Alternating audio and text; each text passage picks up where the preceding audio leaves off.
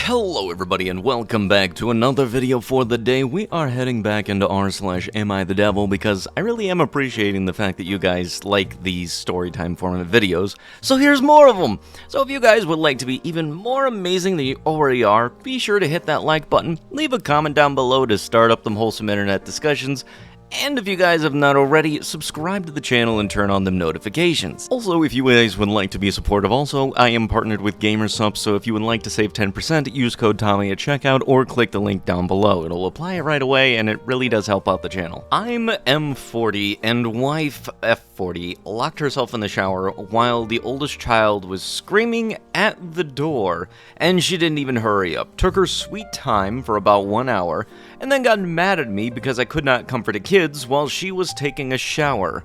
Was her behavior normal? M40 and my wife F40, and we have a very rocky relationship since our two daughters were born. We are not on the same page when it comes to raising up our kids. It's more about gentle parenting and traditional. I'm less stressed about being a parent, but she is constantly thinking of every single aspect of their life and how does it affect them. On the other side, I'm less stressed about that and creates a problem that apparently I don't care enough. But the truth is that I care, but it's not anxious like my wife. And that anxiety is all heading to my direction every single time. And for me to sound like a lot of criticism from my side. Anyway, I wanted to get to my concerns, so we put the kids to bed around 9 p.m. and both were asleep. We had a bit of alone time talking about the day and everything that happened during the day, since I'm missing the window between 1 p.m. and 5 p.m. since I don't know, because I wake up at 7 a.m., get both kids ready for kindergarten, and my wife picks them up around 1 p.m. and drops them off, and I'm heading to work from 9 to 5 and usually home by 5:30 p.m., and straight away I step in with the kids to prepare for dinner. TLDR, now my problem is her reaction to the whole situation just to prove me a point that is hard with the kids and I have to deal with it.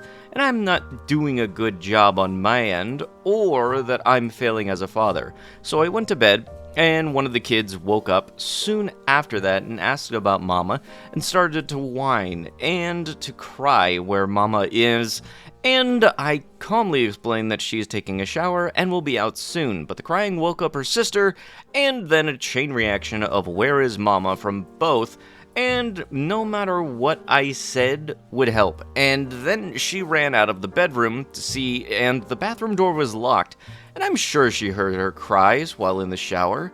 It's very hard to miss that. She was pulling and pulling at the door, but no response, or for, would say, about 45 minutes, until she opened the door and started yelling at me about how can I leave her there at the door crying while I was holding onto the youngest on for comfort her, at least, and setting a very bad example for our daughter that yelling will solve your problems. And I already see the exact outburst that my wife has in her with her little sister. In no scenarios in my head that I played it out was it okay reactions from her no matter what. But maybe I'm wrong, that's why I turned to Reddit for some answers. You know, if I'm gonna be in the shower and somebody happens to be banging on the door, I'm gonna be a little upset and hoping that whoever's outside, that is the adult, is able to take care of this, because they're only going to be in there for however long, and then when they come out, they'll be able to deal with things. But since you're the one that happens to be looking over the kids right now, it kinda should be your job as a parent. And also, let me get this straight, speaking of which, with the wife being in the shower and everything, you mean to tell me that she happens to be taking care of the kids for the majority of the day, and you're complaining that she's wanting you to take care of the kids while she happens to be in the shower? Really, dude? I rode my ex for years. Fate reunited us, and now I'm blocked again.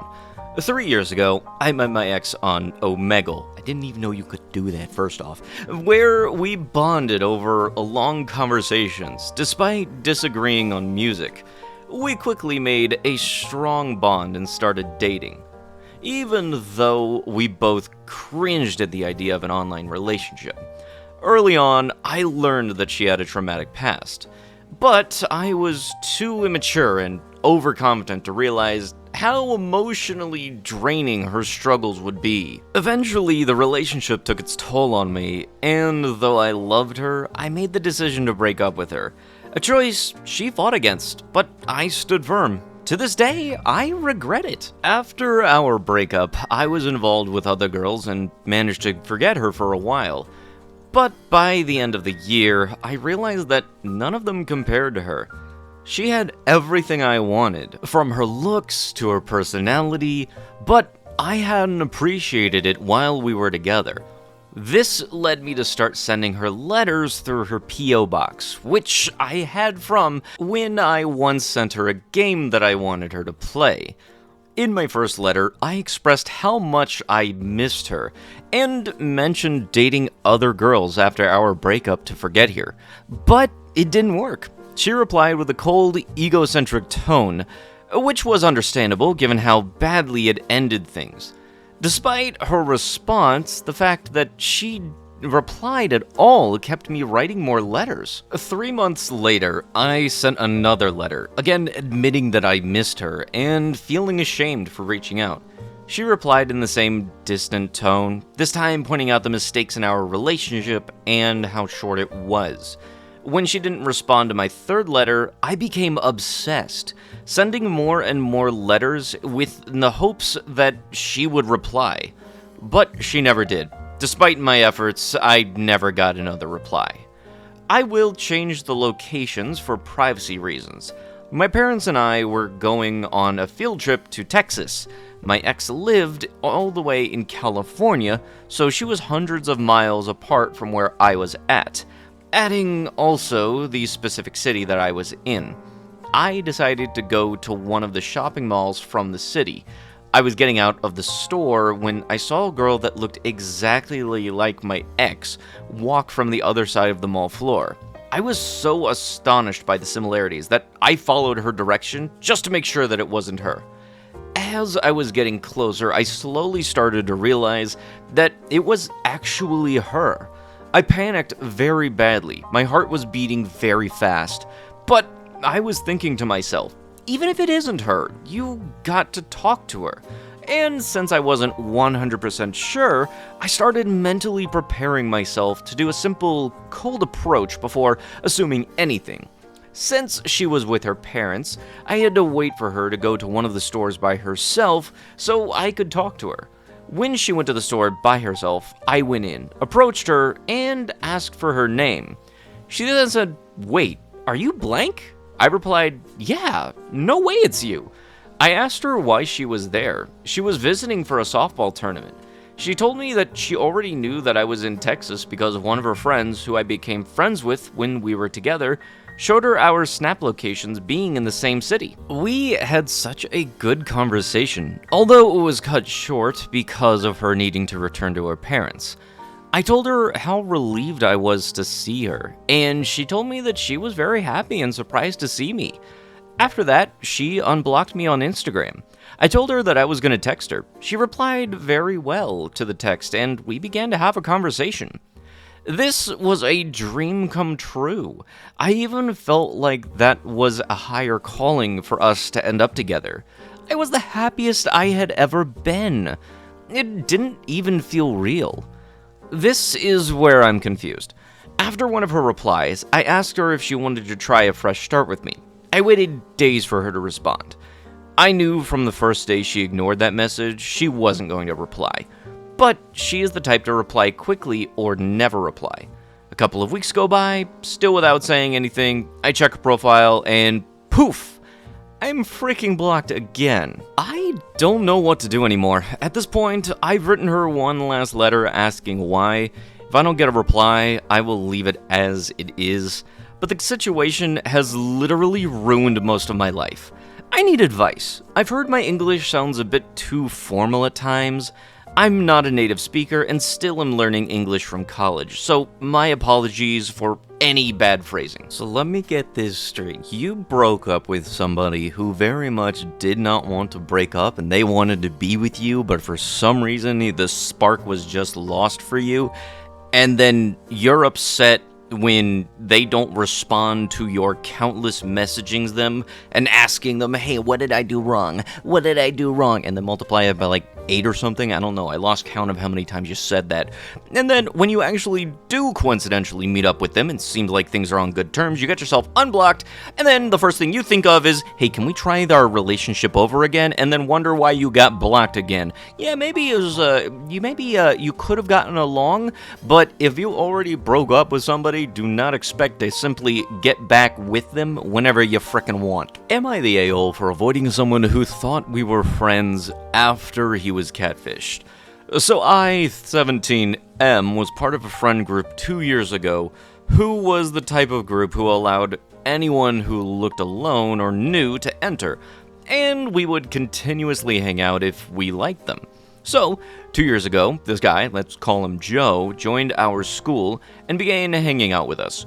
So he was a little weird and would get mad very easily, which made others think it was fun to bully and mess with him. So another person in our group, let's call him Richard, was friends with me and a couple of others, but was also friends with people who would bully Joe. So they decided to catfish him by acting as a 15-year-old girl. He was 15 at the time too. They messaged him, and he would continuously message the account back, and Richard would show us these messages. So, at first I thought it was funny because it wasn't harming anyone, and me and Richard had done something similar to our friends, and we told them the next day, and we all laughed about it. But the group who was bullying Joe took it to the next level, and didn't tell him it was them, and within a day of them making the account, Joe had confessed his love to the account and began making lewd comments. Joe then sent a D-pic to the account, and then Richard told me I was disgusted.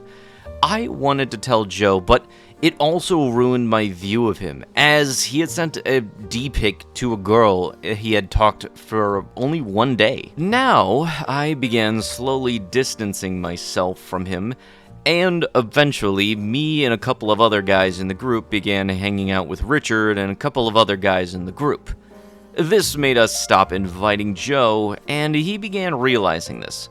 So, whenever he would post about something we did, he would act like he was there with us, and whenever we were talking about making a plan, he would act like he was also invited and try to go with us. Now, this caused us to start avoiding making plans with him, as he began avoiding people in our friend group and would cuss at them for not inviting him.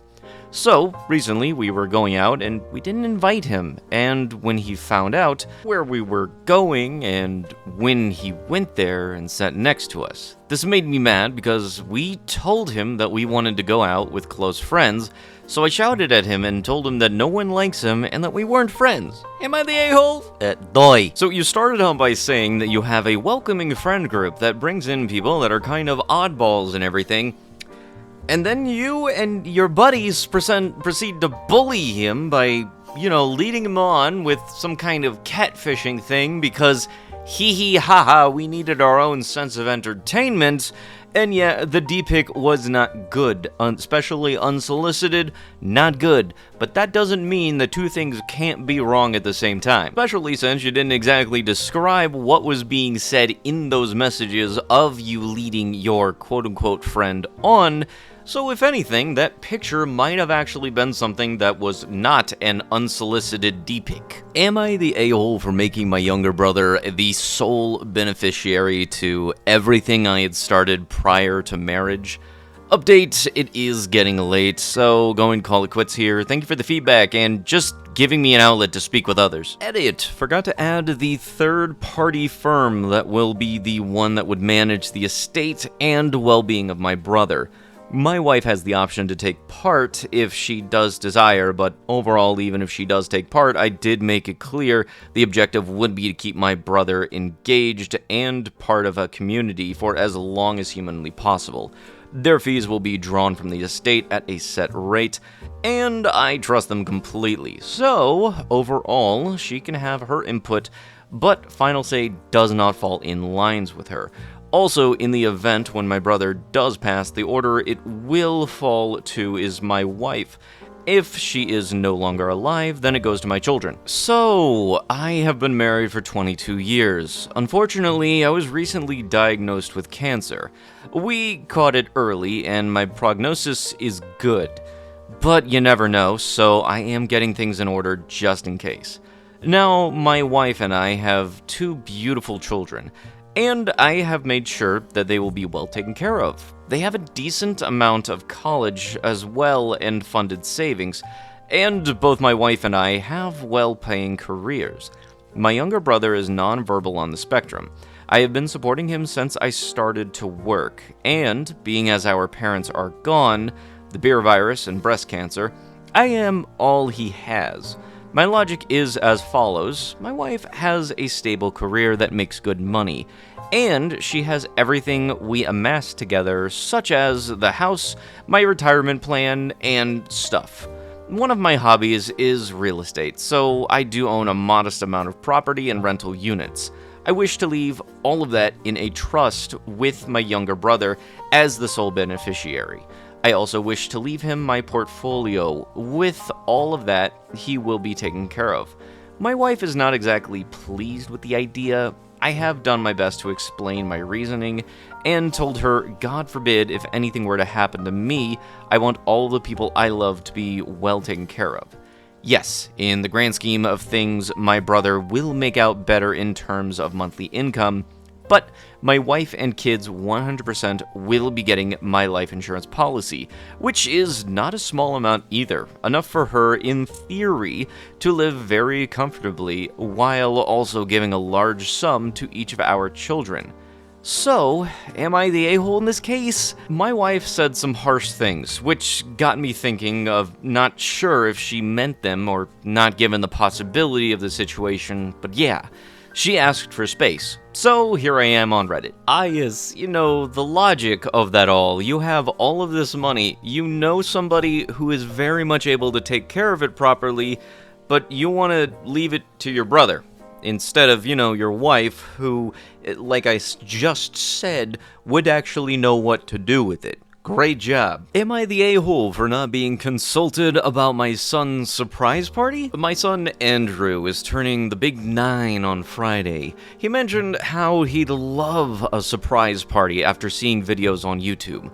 We told him we're going to do a family dinner with me, my wife, his mom, his stepdad, my 7-year-old son, and their 8-year-old stepbrother. What he doesn't know is that we are actually throwing him a surprise party. His stepdad, Kyle, asked if he could plan it, and I said I'm fine as long as you run big decisions by me. Tonight, I spoke with Kyle because I hadn't heard anything about the party all week. He said that he reserved spaces at a local Sky Zone and sent out invites to the parents of Andrew's friends. He then casually mentioned that he invited my oldest son Blake and Andrew's best friend, both of whom live out of the state. I said, so you invited my oldest son and Andrew's best friend Colby, who moved away a few months ago? He said yes, and both are coming. I said, I wish you would have cleared that by me. It seems excessive. Blake goes to college 700 miles with no means of getting here, which means he's going to ask me for money at the last minute, which is going to piss me off. And Colby's family moved for financial reasons, and I feel awful thinking about them spending money coming down here. So now I had to reach out to Colby's mom and dad and offered to pay for them to fly out here. Colby's dad mentioned that he was going to stay at a hotel, as the party is also a sleepover, and I said, F that, you're going to stay at Kyle's house. He and my ex got a nice spare room. Then I called Blake and told him that he was going to stay at his mom's house too. Blake doesn't get along with Kyle and his mom right now. I let Kyle and my ex know, and they were furious. They said they created the problem, and now I'm solving it. I'm paying about $1,500 more for a freaking kid's birthday party. I'm now bringing home 6 instead of 5 4th grade boys too. It's only fair that they take extra guests. Then they said it was 7, and I said I haven't decided if Kyle's 8-year-old is coming back to my place. 5 is my limit. I need to be able to chill out and not be bothered on my weekend too much. I don't know why, but somebody's saying that their kid turning 9-year-old is known as the Big 9 is the same type of vibes of people who would say, oh yeah, my baby is 48 months old. Your kid's 4. Also, you ask him to run big decisions by you. Inviting people is not a big decision. Big decisions is something like, hey, where's the big venue going to be? Not, hey, I invited somebody. Hey, sometimes you just gotta Karen. Nobody has ever said that. Nobody will ever say that again. This is the only time that sentence has ever been said. We're just off of the title, and I'm already not liking this person. Buckle up. This is a long one. So, 3.5 years ago, my husband and I bought furniture from a national chain that we will call Robert's Discount Furniture. We spent well over $4,000 for 2 sets of couches, 2 chairs, 1 ottoman, 1 love seat. We also got their OOF poof warranty valid for 5 years after the purchase. Every time we have called, it is a big hassle to get any type of service. First, they delivered the wrong piece to the upstairs set. We ordered a sleeper sofa with a chase lounge that matches the chair and the ottoman. Instead of the sleeper sofa, we received a connecting part of the sectional. I called the customer service no service line to request an exchange for the right part. Now, at that point, I had worked in a call center customer service for over 26 years at a different company. Trust me, I know good customer service, and I know how to speak the lingo. This was not good customer service. I am very much not liking this person. I spoke to an associate with an unusual ethnic name. I don't remember the exact name, but let's call him Alvarez. He threw my sales associate under the bus, saying that she ordered the wrong part. I assured him she did not. I was looking at the invoice, and that described the correct part. 2, and he said she did not have the right part in stock, so he was just going to send me a credit so I could order a different item. I told him I don't want a different item. I wanted the part that I ordered that matched the rest of the furniture that I had. We went around and around that same circle for 20 minutes until I had enough and hung up on him. I made the trip back to the store, and our original salesperson called. Ironically, she spoke to the same ethnic named Alvarez. He tried to give her the same spiel, though she sounded professional about it. Yes, much like yourself, apparently, I'm guessing. Her expression told me that she thought that he was just as much of an idiot as I did.